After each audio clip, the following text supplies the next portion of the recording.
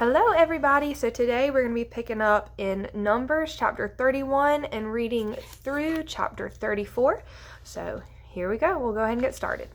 The Lord spoke to Moses, "Execute vengeance for the Israelites against the Midianites. After that, you will be gathered to your people." So Moses spoke to the people, "Equip some of your men for war. They will go against Midian to inflict the Lord's vengeance on them. Send 1,000 men to war from each Israelite tribe." So 1,000 were recruited from each Israelite tribe out of the thousands in Israel. 12,000 equipped for war. Moses sent 1,000 from each tribe to war. They went with Phinehas, son of Eleazar the priest, in whose care were the holy objects and signal trumpets. They waged war against Midian, as the Lord had commanded Moses, and killed every male. Along with the others slain by them, they killed the Midianite kings: Evi, Rechem, Zur, Hur, and Reba, the 5 kings of Midian. They also killed Balaam, son of Beor, with the sword. The Israelites took the Midianite women and their children captive, and they plundered all their cattle, flocks, and property.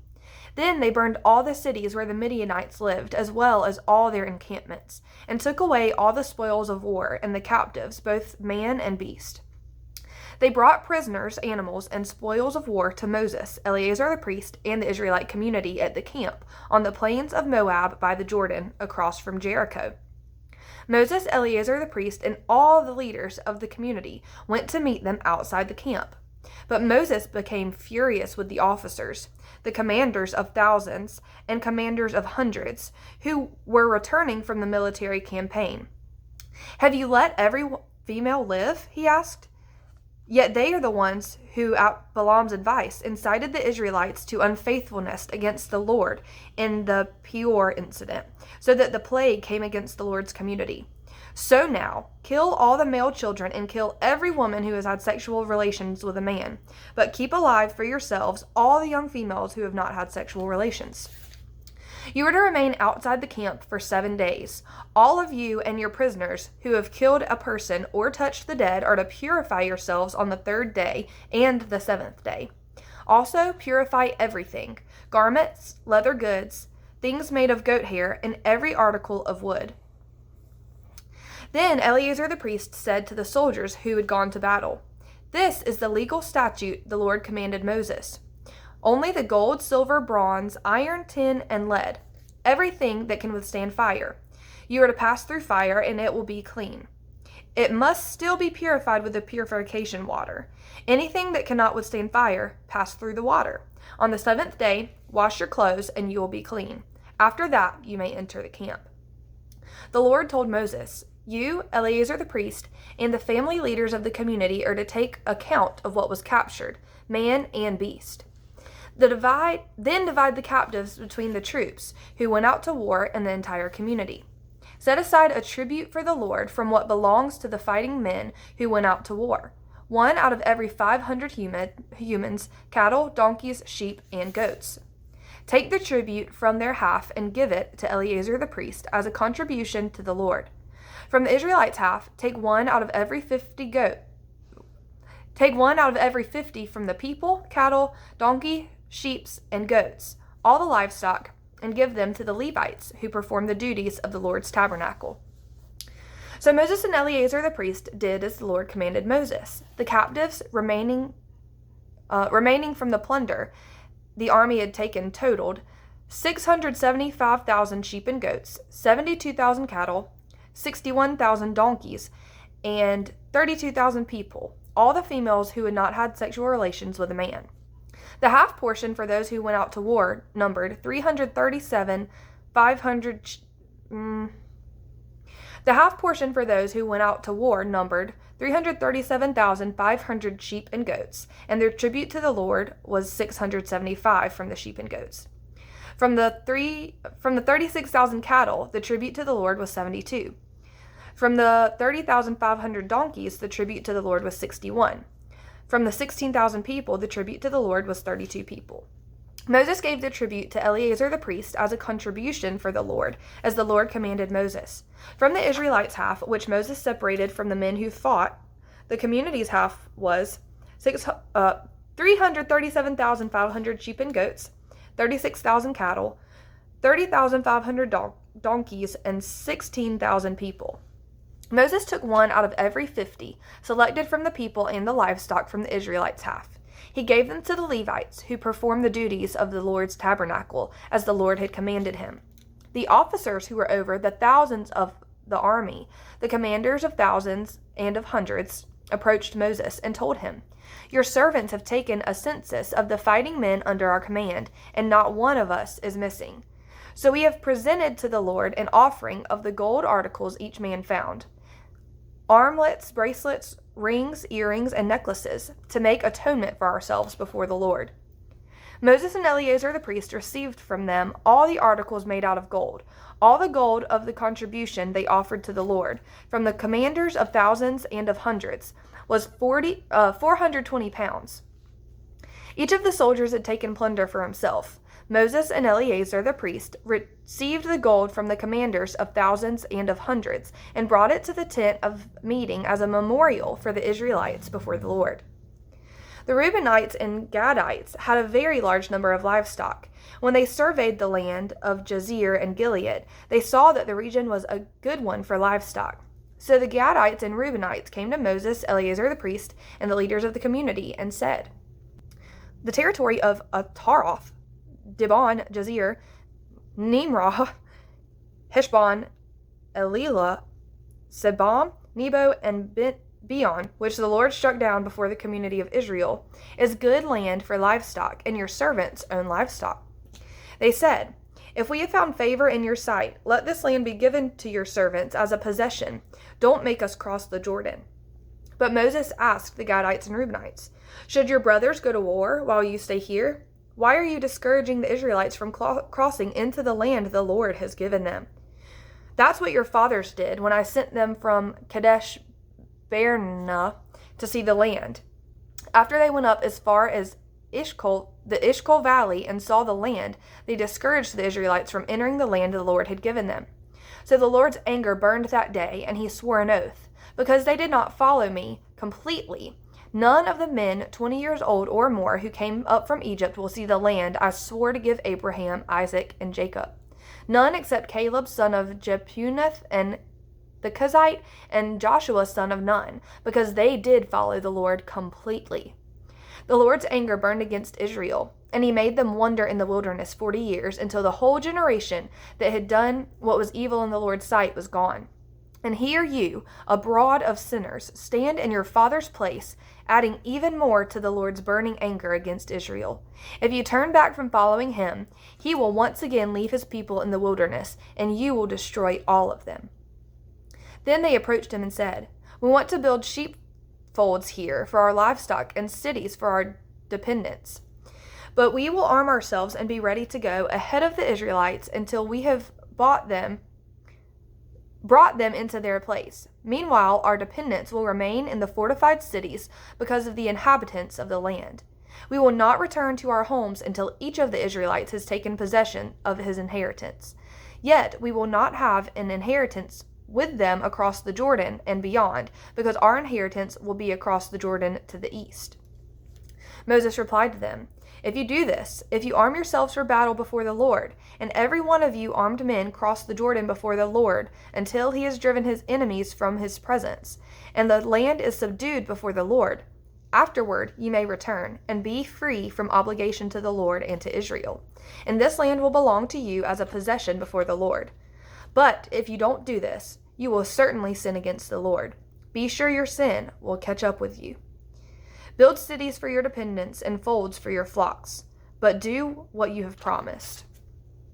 The Gadites and Reubenites answered Moses, "Your servants will do just as my Lord commands. Our little children, wives, livestock, and all our animals will remain here in the cities of Gilead. But your servants are equipped for war before the Lord, and will go across to the battle as my Lord orders." So Moses gave orders about them to Eleazar the priest, Joshua son of Nun, and the family leaders of the Israelite tribes. Moses told them, "If the Gadites and Reubenites cross the Jordan with you, every man in battle formation before the Lord, and the land is subdued before you, you are to give them the land of Gilead as a possession. But if they don't cross with you in battle formation, they must accept land in Canaan with you." The Gadites and Reubenites replied, "What the Lord has spoken to your servants is what we will do. We will cross over in battle formation before the Lord into the land of Canaan, but we will keep our hereditary possession across the Jordan." So Moses gave them, the Gadites, Reubenites, and half the tribe of Manasseh, son of Joseph, the kingdom of Sihon, king of the Amorites, and the king of Og, king of Bashan, the land including its cities with the territory surrounding them. The Gadites built Dibon, Ataroth,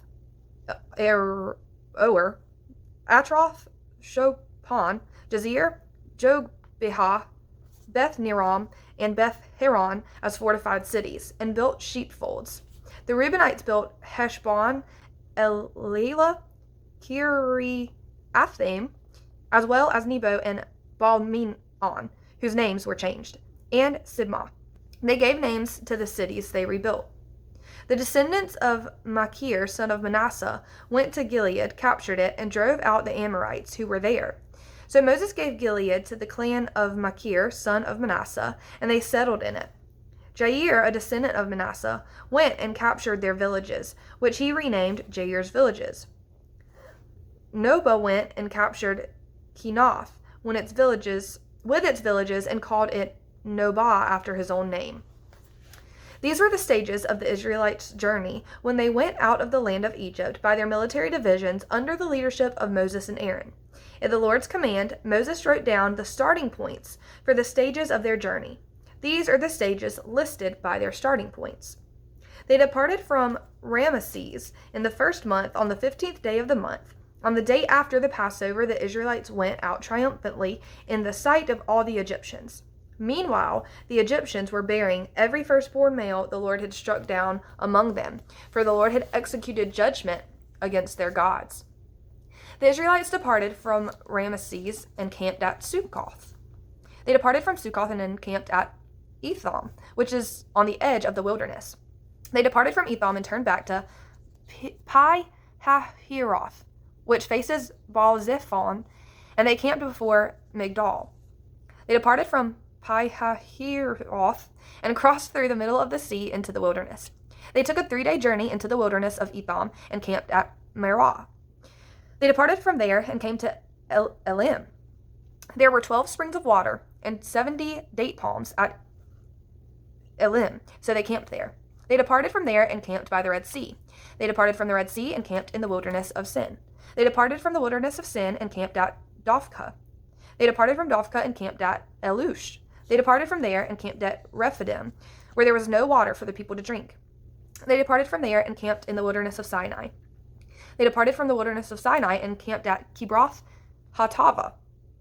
When they departed from there, they camped at Hazeroth. They departed from Hazeroth and camped at Rithmah. They departed from Rithmah and camped at Ramon Perez. They departed from there and camped at Libnah. They departed from Libnah and camped at Risah. They departed from Risah and camped at Keelatha. They departed from there and camped at Mount Sphere. They departed from Mount Sphere and camped at Harada. They departed from Harada and camped at Makheloth. They departed from Makheloth and camped at Tahath. They departed from there and camped at Terah, and departed from Terah and camped at Mithkah. They departed from Mithkah and camped at Hashmona. They departed from Hashmona and camped at Moseroth. They departed from Moseroth and camped at Beni Jaakan. They departed from there and camped at Hor-Haggidgah. They departed from there and camped at Jothbatha. They departed from there and camped at Abrona. And then they departed from there and camped at Ezion-Geber. They departed from there and camped at the wilderness of Zin, that is Kadesh, and departed from Kadesh and camped at Mount Hor, on the edge of the land of Edom. At the Lord's command, Aaron and the priest climbed the mountain and died there on the first day, on the 5th month, in the 40th year after the Israelites went out of the land of Egypt. Aaron was 123 years old when he died on Mount Hor. At that time, the Canaanite king of Arad, who lived in the Negev in the land of Canaan, heard the Israelites were coming. They departed from Mount Hor and camped at Zalmanah. They departed from there and camped at Punon, and they departed from there and camped at Obath. Then they camped at Lai-Ebarim on the border of Moab. They departed from Laim and camped at Dibon Gad. They departed from Dibon Gad and camped at Almon Diblathaim. They departed from there and camped at Abiram range facing Nebo. They departed from there and camped on the plains of Moab by the Jordan across from Jericho. They camped by the Jordan from Beth Jeshimoth to the Acacia Meadow on the plains of Moab. The Lord spoke to Moses in the plains of Moab by the Jordan across from Jericho. Tell the Israelites, when you cross the Jordan into the land of Canaan, you must drive out all the inhabitants of the land before you destroy their stone images and cast images, and demolish all their high places. You are to take possession of the land and settle in it, because I have given you the land to possess. You are to receive the land as an inheritance by lot, according to your clans. Increase the inheritance for a large clan and decrease it for a small one. Whatever place the lot indicates for someone will be his. You will receive an inheritance according to your ancestral tribes. But if you don't drive out the inhabitants of the land before you, those you allow to remain will become thorns in your eyes and in your sides. They will harass you in the land where you live. And what I had planned to do to them, I will do to you. The Lord spoke to Moses, command the Israelites to say to them, when you enter the land of Canaan, it will be allotted to you as an inheritance with these borders. Your southern side will be from the wilderness of Zin along the boundary of Edom. Your southern border on the east will begin at the east end of the Dead Sea. Your border will turn south of the ascent of Akrabim, proceed to Zin, and end south of Kadesh Barnea. You will go to Hazar Adar and proceed to Azmon. The border will turn from Azmon to the brook of Egypt, where you will end at the Mediterranean Sea. Your western border will be the coastline of the Mediterranean Sea. This will be your western border. This will be your northern border. From the Mediterranean Sea, draw a line to Mount Hor. From Mount Hor, draw a line to the entrance of Hamath, and the border will reach Zedad. Then the border will go to Ziphron and end at Hazar Enon. This will be your northern border. For your eastern border, draw a line from Hazar Enon to Shepham. The border will go down from Shepham to Riblah, east of Ain. It will continue down to reach the eastern slope of the Sea of Chinnereth. Then the border will go down to the Jordan and end at the Dead Sea. This will be your land, defined by its borders on all sides. So Moses commanded the Israelites, this is the land you are to receive by lot as an inheritance, which the Lord commanded to be given to the 9.5 tribes. For the tribe of the Reubenites and the tribe of the Gadites have received their inheritance according to their ancestral houses, and half the tribe of Manasseh has received its inheritance. The 2.5 tribes have received their inheritance across the Jordan from Jericho, eastward toward the sunrise. The Lord spoke to Moses, these are the names of the men who are to distribute the land as an inheritance for you: Eleazar the priest and Joshua son of Nun. Take 1 leader from each tribe to distribute the land. These are the names of the men: Caleb, son of Jephunneh, from the tribe of Judah. Shemuel, son of Ammihud, from the tribe of Simeon. Elidad, son of Chislon, from the tribe of Benjamin.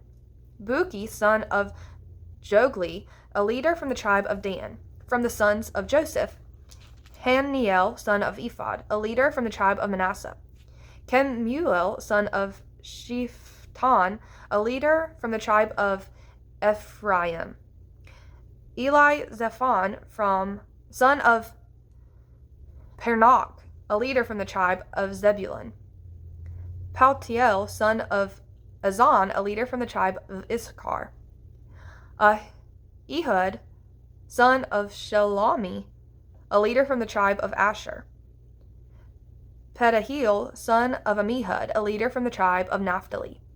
These are the ones the Lord commanded to distribute the inheritance to the Israelites in the land of Canaan.